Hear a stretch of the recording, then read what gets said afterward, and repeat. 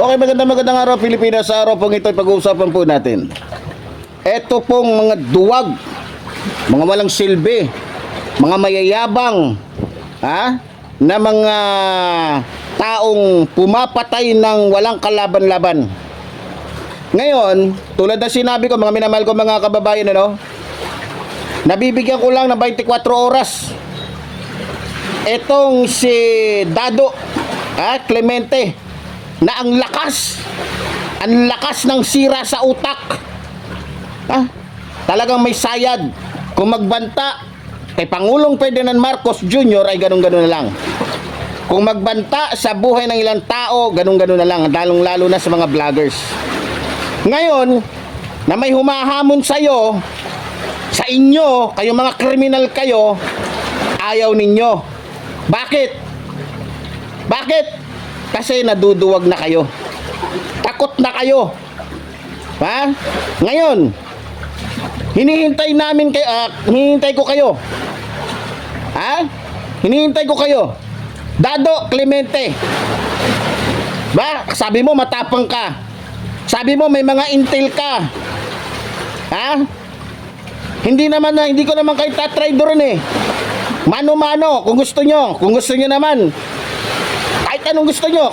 Kung armas ba ang gagamitin natin, itak ba gagamitin natin, kutsilyo ba gagamitin natin. Nasaan na yung pagiging scout ranger mo? Nasaan na? Dado, pasintabi lang doon sa mga matitinong scout ranger na ginagalang natin. Yung pagiging scout ranger mo, ginagamit mo sa kagaguhan mo. Ngayon may pakita sa akin pagiging scout ranger mo, kung di ko... Ay nako, mahirap na magsalita na patapos. Dado, nasaan ka ngayon? Nagtatago ka na ba? Kinakabahan ka na ba? Nasaan na yung tapang mo? Nawala na? Ngayon, bibigyan ko pa uli kayo ng isa pa. Lalong-lalo na yung mga sungayang kung magsalita sa akin, akala mo talaga kayang-kaya ako. Doon sa mga sungayan na nagbabanta sa akin noon, sasabihin nyo pa, pag nakita ganyan, pag nakita ganyan. Ngayon, ako na mismo, bakit ni isa sa inyong mga sungayan walang nagmay-message sa akin? Takot na ba kayo? Pasintabi lang din doon sa mga tunay na iglesia ni Cristo. Hindi ko naman nilalahat dahil meron naman ako mga kaibigan na iglesia ni Cristo, na totoong iglesia ni Cristo. Hindi katulad ng iba dyan, ginagamit lang si Cristo pero mga sungayan. Ngayon, nasaan na yung tapang ninyo, kayong nagme-message sa akin doon sa aking messenger, yung nagko-comment doon sa aking mga video, nasaan na kayo? Ba't ayaw nyo mag-message sa akin ngayon?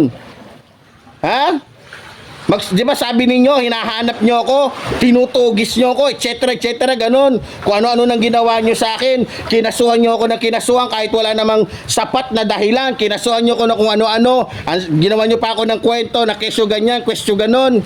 Wala namang katotohanan. Paano ko nasabing walang katotohanan? Malalaman nyo sa darating na panahon. Tapos ito pa yung sabi nila, tinutugis daw ako ng batas, tinutugis daw ako ng mga pulis. Abay, kung alam nyo lang, araw-araw mga pulis ang kasama ko. Sa mga hindi nakakaalam, kaya kong humarap kahit pa kung kaninong general pa yan. Dahil alam ko sa sarili ko na wala akong kasalanan. Alam nyo, sa totoo lang, masasabi ko talaga na iisa ang estilo o ano ng mga ito Si Sara, ganun din. Pagka hindi mo pinatulan, akala mo talaga siya na yung matapang, akala mo talaga. Ganun din sila Baste, sila Paulo Duterte. Pati itong mga sungayan, pati itong mga killer ng mga Duterte. Pati killer ng mga ng mga sungayan. Ngayon, makinig kayo, kayong mga birador. Kayong mga birador ng mga sungayan, mga birador ng mga Duterte. Ipakita ninyo kung talagang matapang kayo, kung kaya nyo kasahan yung hamon ko sa inyo. Mga punyeta kayo. Isa lang masasabi ko doon sa mga birador ni Rodrigo Roa Duterte o ng mga Duterte, pati ng mga sungayan, mga bakla kayo. Ni isa sa inyo wala man lamang kumasa sa akin. Ha? Tulad ng sinabi ko, titigil na ako sa pagbablog. Titigil na ako. Ha? Kung aatras ako sa sarili kong hamon. Naduduwag na ba kayo? Kayong mga sungayan na malakas maghamon sa akin noon. Ngayon nyo patunayan na talagang mga siga kayo. Kaya babariling kita sa ano. Anong gusto nyo? Traiduran? Hindi kami ganun. Lalaki kaming lumalaban. Totoo kaming lumalaban. Hindi katulad ninyo. Patalikod kayong tumira. Yan ang trabaho ng mga taong traidor at walang dignidad. Walang prinsipyo sa sarili. Pag alam ninyong talo kayo sa prinsipyo, gagamitan ninyo ng pera. Pag alam ninyo talo kayo pagdating sa prinsipyo, sa dignidad, sa pagkatao, gagamitan ninyo ng pera. Bibili kayo ng tao para patayin yung taong may dignidad kasi wala kayong dignidad. Ngayon, huling-huling ko na to panawagan sa lahat ng mga killer, sa lahat ng mga mamamatay tao ni Rodrigo Roa Duterte, ng mga Duterte, maging ng mga sungayan. Kumasa kayo sa hamon ko. Lalong-lalo ka na, Dado. Nasaan na yung pagiging matapang mo?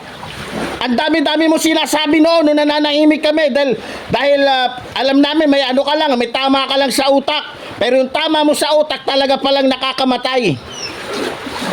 Ngayon, kaysa hanapin mo pa ako, hanapin mo pa kami, idamay mo pa yung mga kasama ko mga vlogger nakikipaglaban sa katotohanan, nandito ako. Ako ang unahin ninyo.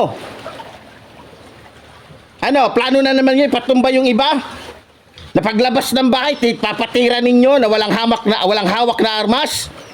Ganyan kayo, kaduwag. Kung talaga matatapang kayo, ilabas nyo yung matatapang dyan sa inyo.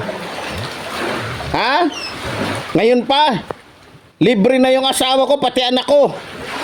Wala na akong pakialam kung mamamatay man ako. Ang importante sa akin, secure na yung asawa at anak ko. Ngayon kayo maghamon. Kahit anong armas, kahit kung gusto nyo mano-mano pa, hindi ko kayo aatrasan. Oo, nasa bukid lang ako, nasa bundok ako. O nasa tabi ng dagat ako. Pero sisiguraduhin ko naman sa inyo na mayroong mas malakas na tao kahit nasa bundok lang.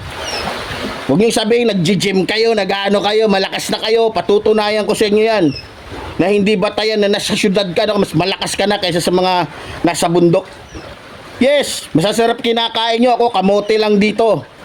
Pwede lang sasabihin ko sa inyo, tong kamoting kinakain ko, yan ang dudurog sa mga kamao ng mga taong kriminal na kumakain ng masasarap dyan sa syudad.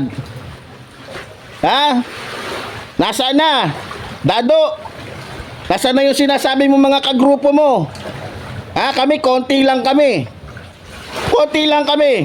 Sabihin mo kung anong labanan, grupo ba? O mano-mano ba? O isahan lang? Ano ba? Ngayon, naduduwag na kayo.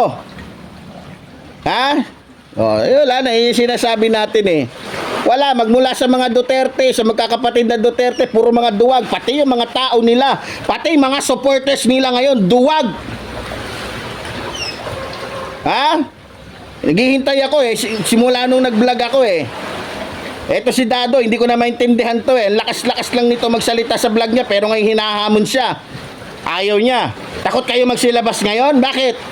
Guilty kayo? Na kayo ay kasabwat sa pagpapapatay kay Alicia? Ay nako talaga, yan ang sinasabi ko sa inyo. Yan, sa kakanuhan ninyo, sa kademonyohan ninyo, sa katarantaduhan ninyo. Ano na nangyayari ngayon? Kanya-kanya na kayo hugas ng kamay. Nagsasanto-santuhan na kayo, magtuturuan na kayo. Baka mas malupit pa dito, biglang mag-anuhan to mga to. Di ba? Yan ang sinasabi ko. Kaya kayo mga DDS, sumama kayo sa mga matitinong tao. Pumili kayo ng isang taong mabuti, hindi yung mayroong kamote sa utak. Ngayon, mga minamahal ko mga kababayan, isa lang po masasabi ko, Alam kasi ng mga sungayan, nalalabanan na natin sila. Kaya natatakot na sila. isa lang ang masasabi ko doon sa mga tirador nung mga DDS ay nung mga Duterte. Isang hamon ko na lang to sa inyo, pag wala pang kumasa ni isa sa inyo, isa lang ang masasabi ko, mga duwag kayo. Magaling lang kayong magsalita. Patawa-tawa pa yung mga sungaya nung nalaman nilang pinatay na si Mima Alicia. Ha? Ano kaya kung gawin din namin sa inyo yung ginawa ninyo kay Mima Alicia? Ano kaya sa tingin ninyo? Ano kayang mararamdaman ninyo? Kung bababa ako ng bundok, tapos pag may nakita akong membro ng isang reliyong sungayan, tirahin ko na lang agad. Ano kaya sa tingin nyo mangyayari? Ano kaya mararamdaman ninyo? Pero wag na, hindi naman kasi ako si Dado eh. Wag na, hindi naman kasi tayo utak kriminal. Ang atin dito, nakikipaglaban tayo ng patas, ng tama. Lalaki sa lalaki. Hindi tulad ng iba dyan, dahil hindi kaya yung mga lalaki. Kung lalaki man din ang pinapatay, patalikod din. Pa-riding in tandem din yung dating. Hindi man lang marunong makipaglaban ng mano-mano. Wala pa akong nakitang nakipaglaban ng mano-mano itong mga ito. Puro talaga talikuran. Wala pinagkaiba sa debate kapag yung iglesia ng isang sungayan natatalo sa debate.